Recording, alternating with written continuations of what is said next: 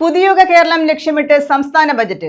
സംസ്ഥാനത്തെ ഏഷ്യയിലെ പ്രധാന ഏവിയേഷൻ ഹബ്ബാക്കി മാറ്റാൻ 200 കോടിയുടെ പദ്ധതി. സമുദ്രം, ജലപാത, റോഡ്, റെയിൽ എന്നിവയെ ബന്ധിപ്പിക്കുന്ന മിഷൻ സമുദ്ര പദ്ധതിക്കായി 400 കോടി നീക്കിവെച്ചു. കരുനാഗപ്പള്ളിയിൽ റവന്യൂ ടവർ സ്ഥാപിക്കും.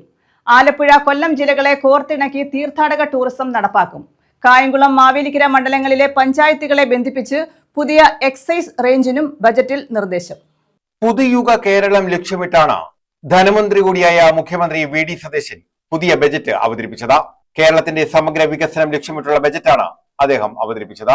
എല്ലാ തീരദേശവാസികൾക്കും പട്ടയം നൽകാൻ ബജറ്റിൽ നിർദ്ദേശമുണ്ട്.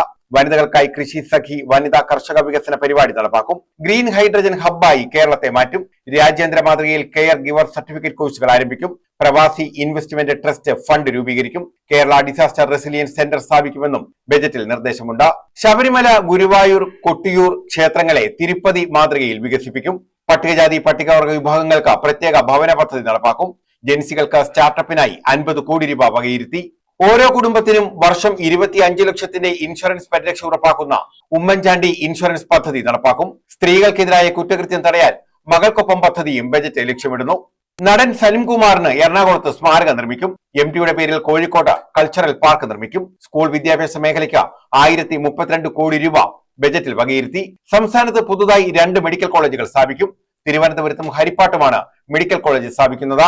ടൂറിസത്തെ വ്യവസായമായി പ്രഖ്യാപിക്കും. മൺപാത്ര നിർമ്മാണ തൊഴിലാളികൾക്ക് പ്രത്യേക ആനുകൂല്യം നൽകും. ആലപ്പുഴ, കൊല്ലം ജില്ലകളെ കോർത്തിണക്കി തീർത്ഥാടക ടൂറിസം പദ്ധതി നടപ്പാക്കും. അമ്പലപ്പുഴ, മണ്ണാറശാല, ഓച്ചിറ പരബ്രഹ്മ ക്ഷേത്രം, മാതാ അമൃതാനന്ദമയി മഠം എന്നിവയെ കോർത്തിണക്കിയാണ് തീർത്ഥാടക സർക്യൂട്ട് പ്രഖ്യാപിച്ചിട്ടുള്ളത്. കരുനാഗപ്പള്ളിയിൽ റവന്യൂ ടവർ സ്ഥാപിക്കാനും ബജറ്റിൽ നിർദ്ദേശമുണ്ട്. മാവേലിക്കര താലൂക്കിലെ വള്ളികുന്നം, ചെട്ടികുളങ്ങര, കായംകുളം മണ്ഡലത്തിലെ പത്തിയൂർ പഞ്ചായത്തുകളെ ബന്ധപ്പെടുത്തി പുതിയ എക്സൈസ് റേഞ്ച് രൂപീകരിക്കും. കേരള സംസ്ഥാനത്തിന്റെ 2026-27 പുതുക്കിയ ബജറ്റ് ഞാൻ നിയമസഭയുടെ മുമ്പാകെ അവതരിപ്പിക്കുകയാണ്. UDF സർക്കാരിന്റെ ഈ പുതുക്കിയ ബജറ്റ് അടുത്ത 5 വർഷം കൊണ്ട് സംസ്ഥാനത്ത് നടപ്പിലാക്കുന്ന വികസന ക്ഷേമ പ്രവർത്തനങ്ങളുടെ ഒരു ദിശാ സൂചികയായിരിക്കും. വ്യക്തവും നിർണായകവുമായ ജനവിധിയോടെയാണ് ഈ സർക്കാർ അധികാരത്തിൽ വന്നിട്ടുള്ളത്.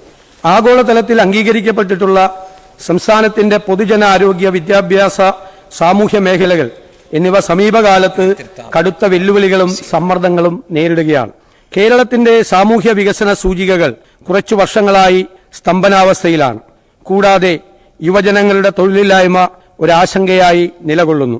ആധുനിക സാങ്കേതിക വിദ്യയുടെ സാധ്യതകൾ പരമാവധി പ്രയോജനപ്പെടുത്തിക്കൊണ്ട് ആരോഗ്യ, വിദ്യാഭ്യാസ മേഖലകൾ മെച്ചപ്പെടുത്തുന്നതിനും കൂടുതൽ തൊഴിലവസരങ്ങൾ സൃഷ്ടിക്കുന്നതിനും വയോജനങ്ങളുടെ ക്ഷേമം ഉറപ്പുവരുത്തുന്നതിനും പിന്നോക്കാവസ്ഥയിലുള്ളവരെയും പാർശ്വവൽക്കരിക്കപ്പെട്ടവരെയും മുഖ്യധാരയിലേക്ക് കൊണ്ടുവരുന്നതിനും ഉതകുന്ന പദ്ധതികൾ ആവിഷ്കരിച്ച് സാമൂഹ്യനീതിയോട് കൂടിയ സാമ്പത്തിക വളർച്ചയും പാരിസ്ഥിതിക ഉത്തരവാദിത്വത്തോടു കൂടിയ ആധുനിക അടിസ്ഥാന സൗകര്യ വികസനവും സമന്വയിപ്പിക്കുന്ന ഒരു പുതിയ കാലഘട്ടത്തിലെ പുതുയുഗ കേരളം സൃഷ്ടിക്കുവാൻ സർക്കാർ പ്രതിജ്ഞാബദ്ധമാണ്.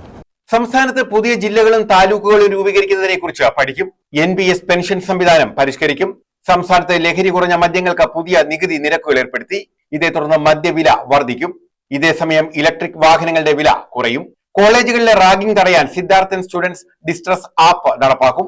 സ്വകാര്യ ബസ്സുകളുടെ ത്രൈമാസ നികുതിയിൽ 50% ഇളവും ബജറ്റിൽ നിർദ്ദേശിച്ചിട്ടുണ്ട്. കൊച്ചിയിൽ ഫിലിം സിറ്റി സ്ഥാപിക്കും.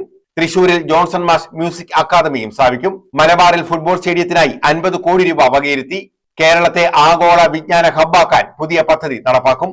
വിദ്യാർത്ഥികളിൽ ശാസ്ത്രബോധം വളർത്താൻ 25 കോടി രൂപ നീക്കിവെച്ചു. തിരുവനന്തപുരത്തും കോഴിക്കോട്ടും ലൈറ്റ് മെട്രോ നടപ്പാക്കും. ഇതിന്റെ പ്രാഥമിക പ്രവർത്തനങ്ങൾക്കായി 20 കോടി രൂപ വകയിരുത്തി.